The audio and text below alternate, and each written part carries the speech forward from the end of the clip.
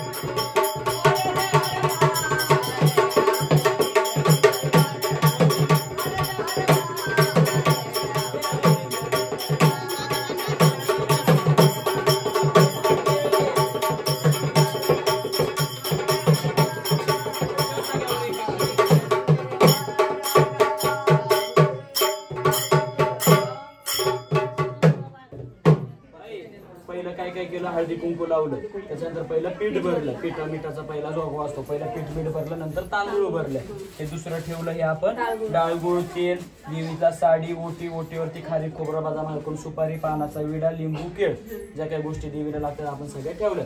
आता त्याच्यावर एक एक नारळ ठेवून हार घालून आपण आरती करायची आणि देवीला नैवेद्य दाखवायचं. ओके, कसं भरल्या पडल्या तुला कळलंय. परत आम्ही नसलो तरी तू तुझ्या घरून शकली पाहिजे, बरोबर आहे ना. आम्ही आज करून जाऊ, उद्या तुला भरायचं झालं तर परत आम्हाला ते तर विचारत, त्याचा काही प्रॉब्लेम नाही. दे नारळ, बघ ही शेंडी देवाकडं कर आणि त्याच्यावरती नारळ ठेव, प्रत्येक वटीवर ठेव. हा व्यवस्थित ठेव, मांड प्रत्येक वटीवर. मामूजी छोटासा देव आहे.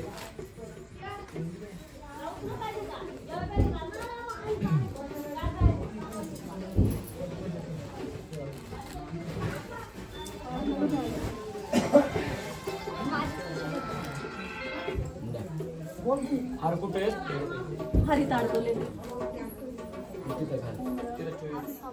शोभा आरतीला काय म्हणू मामा सुटला तो तिकडं दर सुटला तर बांधले.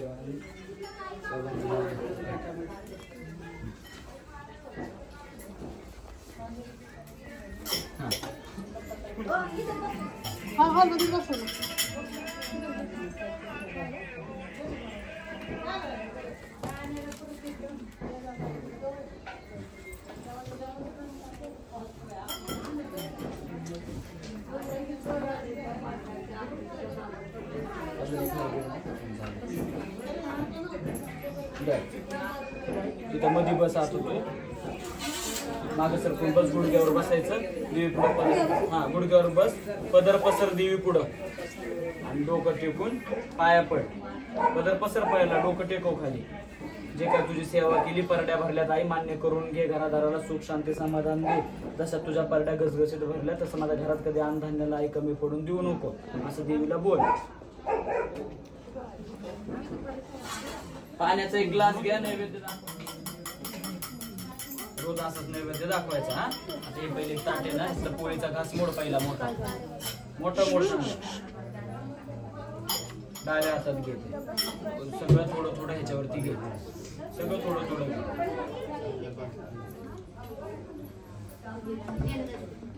सगळं थोडं थोडं घे, काही ठेवू नका.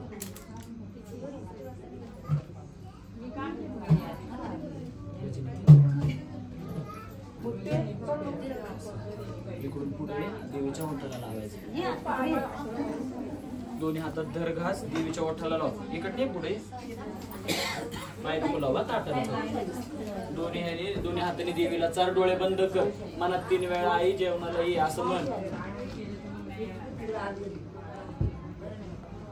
ये परत इथं ठेव खाली ताटात. जसा ह्याचा घास मोडला सेम त्याचा घास मोड. रोज एकच ताट दाखवणार आहेस, पण आता आपण डबल केलेलं आहे म्हणून दाखव. रोज सकाळ संध्याकाळ असं नैवेद्य देवाला दाखवायचा, कटाळा करायचा नाही. म्हणजे नुसतं ठेवलं ताट भरून देवा पुढं असं करायचं नाही, देवाला घास चालायचं.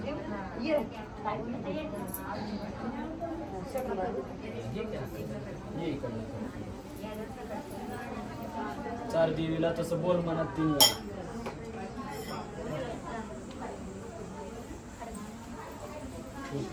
ये परत पाणी ओठाला ग्लास चिटकव. देवीच्या पाणी ओठाला लागलं पाहिजे, थोडा तिरका कर.